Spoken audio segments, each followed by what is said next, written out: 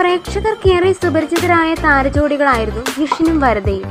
തങ്ങളുടെ കുടുംബജീവിതത്തിലെ എല്ലാ കാര്യങ്ങളും സോഷ്യൽ മീഡിയയിൽ പ്രദർശിപ്പിക്കുന്ന താരങ്ങളായിരുന്നു ജിഷിനും വരദയും. അതുകൊണ്ട് തന്നെ പരസ്പരം ഒന്നിച്ചുള്ള ഫോട്ടോകൾ പങ്കുവെക്കാത്തതിനെ തുടർന്നും കമന്റുകൾ നിരന്നു വന്നിരുന്നു. ഇരുവരും ഒന്നിച്ചല്ല താമസമെന്നും ഈ ഇടയ്ക്കാണ് താരങ്ങൾ ഡിവോഴ്സ് ആയതെന്നും സോഷ്യൽ മീഡിയയിൽ കുറിച്ചിരുന്നു. ഇത് വരദ തന്നെയാണ് തന്റെ ഫേസ്ബുക്ക് പേജിലൂടെ പ്രേക്ഷകരെ അറിയിച്ചത്.